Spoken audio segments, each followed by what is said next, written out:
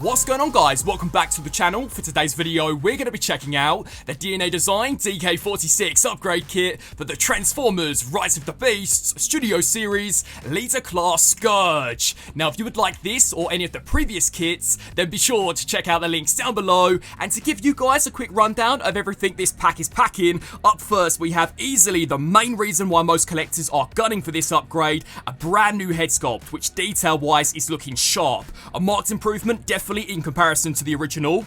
There is then one fully articulated electromagnetic claw which can even spin to match the power-up mode that we saw in the movie, and on the inside this is packing the infectious device which we see Scourge brutally attach onto the wing of Airazor. This piece is also removable and it can attach onto the Studio Series figure, which I thought was a sick attention to detail. There is then one fully articulated right hand complete with a brand new forearm attachment which again detail-wise is looking super sharp. And one of the benefits of serving the almighty Unicron would be weaponry. So this Scourge is packing a brand new fully energized blade, which again is looking pretty sick in its design. And the rest of the upgrades, to be honest, are more or less just additional gap fillers, because let's all face it, the original Studio Series Scourge, whilst it was a decent figure, it was definitely lacking the mass which we finally saw in the movie. So this is kind of a brand new neck brace complete with these pretty savage ribcage components. And to give Scourge some much needed bulk when it comes to those skinny ass legs, up first we have these outer thigh panels. There are then these big bulky pieces which I believe are supposed to attach onto the front, and detail wise again, these definitely seem to be packing a punch. Up next we have easily the best part about this upgrade, an ass panel, because let's all face it guys, this was definitely the upgrade that we needed the most. And then finally we have a pair which I am super excited to integrate into the figure, these brand new shin pads. Those are pretty much all of the upgrades that come included. I have been so excited for this upgrade kit, so now let's finally terrorize Scourge into his robot mode and see how he compares alongside the original. So, to get started, first of all, we are all going to want to channel our inner Optimus Prime and show Scourge the true power of a Prime. So, to begin with, you are going to want to take this pre-existing head sculpt and rip it clean off the ball joint. We can then bring in the much needed upgrade and simply place it right over the top of the pre-existing ball peg. Next up, to match the movie, we are going to want to slice and dice this electromagnetic claw clean off, so literally rip it straight off that peg. And then whack out the new one, and this will simply slide right over the top. So Scourge already is packing some massive benefits from the almighty Unicron. Now for this next step, this is where things can become a little trickier, because you are going to want to take a screwdriver and begin unscrewing both this screw and this one, so that we can then remove this entire forearm panel. Here is one that I made previously, and one thing which you are definitely going to want to know with this piece is that you don't need to keep the screws for these forearms, because DNA Design have included an additional set. So once that's complete, we can then slide this section here clean off, and that will then allow you to take what was originally the elbow joint and begin pretty much sliding it clean off. So as you can see, Prime has definitely been hacking away at Scourge. Then for the next step, here is where you are going to want to whack out that brand new forearm, and much like we did previously, begin unscrewing the screws. That will then make it so that we can take this tiny piece and slide it right through the original elbow joint.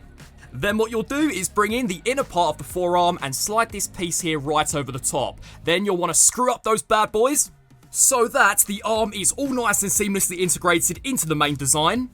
Then for the next step, we turn to what is undeniably the most challenging part about the overall upgrade. You are going to want to take the backpack, detach this here clean off, and again, take a screwdriver to these little screws here in the back. And something to note is that unlike the forearm, DNA Design haven't included any additional screws for this new piece. So you are definitely going to want to keep the originals, because if you don't, unfortunately, you won't really be able to install the next piece of the upgrade. Which, speaking of, for this next step, you are going to want to take the entire core of Scourge and literally rip it clean out of his body. Although before you do that, a recommendation that I would give to you guys would be to once again fully decapitate Scourge. So let's remove this head sculpt and set it here off to the side. Then we can take the shoulders and detach them much like you would if you were going from robot into truck mode. So do the same here for this side, and the core should then literally come clean out. So as you can see, right now I am holding the internal spark of Scourge. I have done something which Primal unfortunately failed to do. And for the next step, here is where you are going to want to reuse some of the pieces that we had first time round. So spin around here to the side. You are going to want to take this section here and wriggle it clean off the neck brace. So let's slide that off and set it here off to the side. And then you are going to want to do exactly the same here for this side. So completely wriggle that clean off. You are going to want to keep everything besides this section. So we can completely toss that off to the side. And here is where we bring in the brand new neck brace, complete with those ribcage sections. So the wheels which we just took off will now slide over the brand new upgrade. So snap that there over the top. And do exactly the same for the opposite side. So right now you should be left with a new chest piece, which looks exactly like this. We can then whack out the dead remains of Scourge and slide this chest unit right back into place. Now as you spin around here to the back, you are going to want to recycle those screws which I showcased previously. So just pack those here into the backpack, so that you are finally left with something which is looking along the lines of this. And then for a final step, you can pop that head back into place. And then when it comes to some of the final upgrades, these are more or less just the gap fillers. So to begin with, you are going to want to take this panel here and just snap that there into place. You will then do exactly the same for the outer panel. So there is a tiny little slot here which originally was created by the mushroom peg that this tab is going to slide right into. So just snap that there into place. Here is where you are going to want to whack out some of those shin pads, and that little slot there will snap very nicely into that tab. So just place that there over the top and do exactly the same for the opposite side.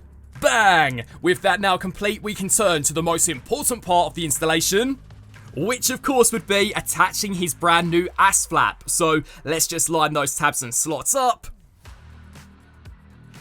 And bang! Here we have Scourge fully upgraded, and he is looking mighty savoury. I think this is one of the first DNA design kits which I've picked up in a long time, where I've really thought, damn, they have cooked and they're not even finished. There are more upgrades to come from the DK-49 set, which I believe are going to replace the shoulders and even give him an additional hand for the claw arm. So by that point, he will pretty much be a brand new figure. And as we check out the details, that new faceplate is looking sick. It's so sharp in its design, the terracotta insignia is looking on point. Now a great feature is that again, if you kind of want to channel your inner Optimus Prime, you can command Scourge to give you his face to reveal the face of Supreme Leader Snoke. The details are decent. I mean, they're nowhere near as accurate as the faceplate, but to be fair, I thought it was a pretty cool feature for them to integrate. The left eye though kind of looks like maybe it has been melted by Optimus Prime, because it is kind of droopy and I'm not quite sure why. But as we check out the new serrated blades which kind of clasp around the rib cage,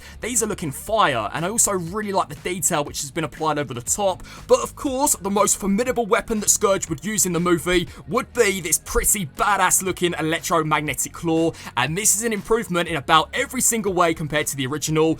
Detail wise, this thing looks like an absolute beast. I mean, check out the inside. Now one thing I've noticed is that the shade of plastic doesn't match the darker grey that we have on the biceps, but to be honest, in person, it's not something which I think looks too bad. And as we spin down here to the new gap fillers, these do wonders for the legs, and they are literally packing armaments front, side to back, which is brilliant. Again, some pretty decent piston detail there for the thigh, and they do help to conceal the inaccurate trailer hitch that we saw first time round. Of course, the most important upgrade would be that brand new ass flap. I'm not quite sure who at DNA Design thought that Scourge was lacking in this area, but it definitely does make him slightly more dumpy in his design, and I also really like how those upgrades continue around to the back of the leg. So he is reinforced literally front, side to back, which is pretty cool. But as you guys all know, Scourge is Unicron's most powerful henchman, so let's check out what benefits this guy's packing.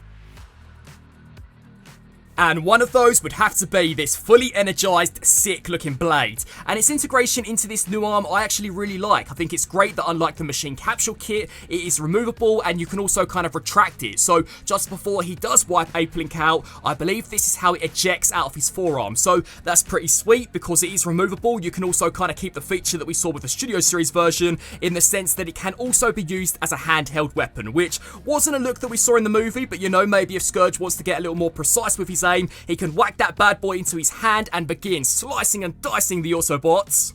And when it comes to the arm cannon, its integration into the bicep is the same, although because this time round Scourge is now packing a much thicker ass, you are basically going to want to wedge that tab into what I can only describe as his cheek. So there is a tiny little notch there that this will pretty nicely integrate into. I've never really been a huge fan of the weapon storage, but at least it is a feature which they have carried over from the original.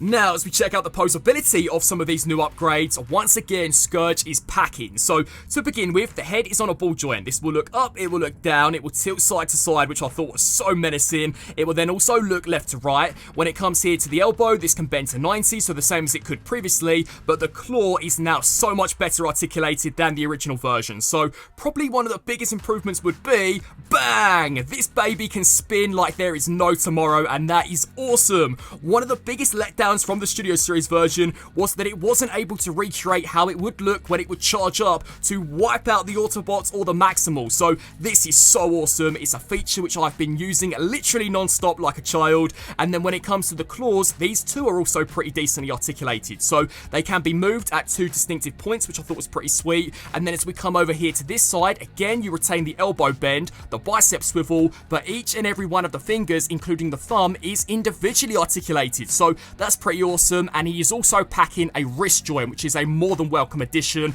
especially when wielding that battle damage faceplate. Overall, I am beyond impressed so far with this kit. I think when it comes to the robot mode, it has taken what I already thought to be a pretty decent figure, undeniably a little inaccurate in some areas, and has just made it into an absolute banger, to the point where right now, I think this is the best transforming version of Scourge that we have so far seen released.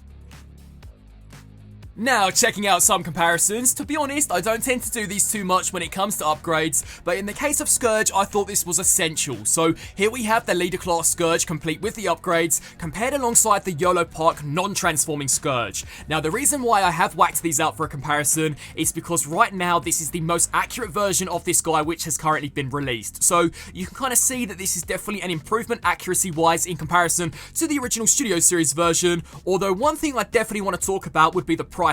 So this upgrade kit retails for roughly $45 to $50, so a very similar price tag to the actual leader class Scourge itself, whereas this YOLO Park version retails for no more than $30. So if you're like myself and you don't really mind your Transformers not transforming, then honestly guys, you know, to get the most bang out of your buck, I would hop on this YOLO Park Scourge. He is looking incredible detail wise, you know, even sharper when in comparison here to this upgrade kit. So you know there are a few options out there, and if you're not going to miss the truck mode all that much, then this is definitely the Terracon leader worth checking out. But here's where things become super spicy when it comes to competition. Here we have the Machine Capsule Upgrade Kit. Now, this retailed for roughly $25. This retails right now for around $45 to $50. And I was surprised to see that the Machine Capsule Kit pretty much does everything that the DNA Design Kit does. Now, granted, the details are way more sharp here on DNA Designs. The plastic quality is mostly top notch, whereas I couldn't sadly say the same when it came here to this one. But in terms of a display, you know, those gap fillers really do help to thicken out the thighs. That claw is definitely packing a lot of detail, and the head sculpt too I don't think is too bad on this one. So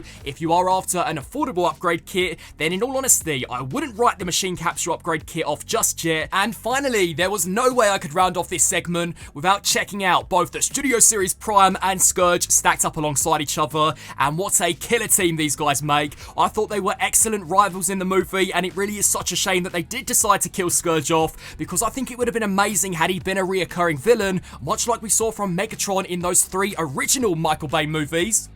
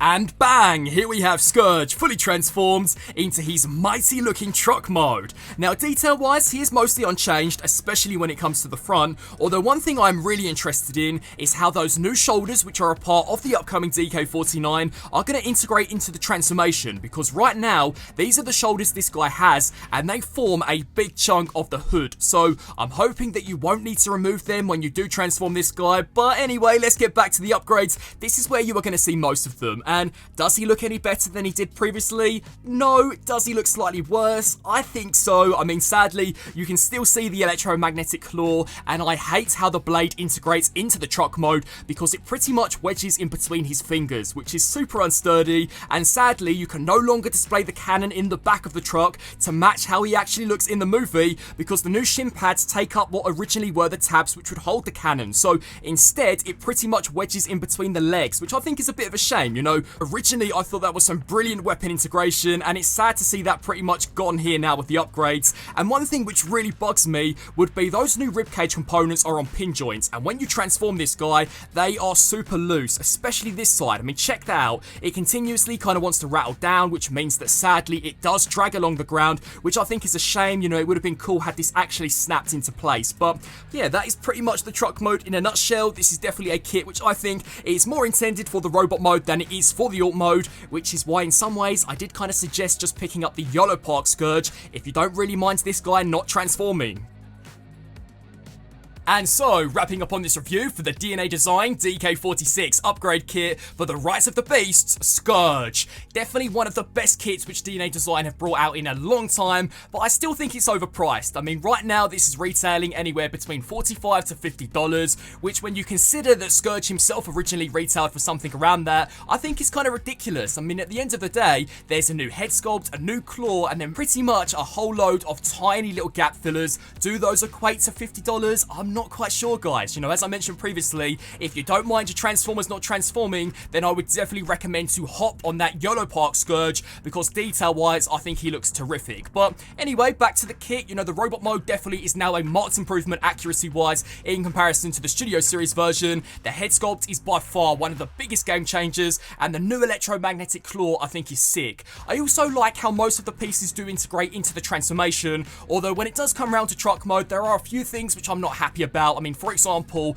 the blaster not storing where it did originally. You know, that was accurate to the film, and sadly now with the upgrades, that accuracy has very quickly become diminished. I'm also not a big fan of how the blade pretty much just sticks into the palm of the hand. It really isn't a secure connection, and then when you flip to the underside of this guy, those ribcage components, at least when it comes to my own copy, have a tendency to kind of drag along the ground, so that also isn't too impressive. But definitely, if you like your Transformers to transform, you're a huge fan of the Studio Series, then right now this is the kit to get, because this without a doubt makes major improvements in the accuracy department. I would love to get your thoughts on DK-46 down in the comment section below. Was it worth the wait? I want to thank you guys all so much for watching, and until my next review, transform and roll out!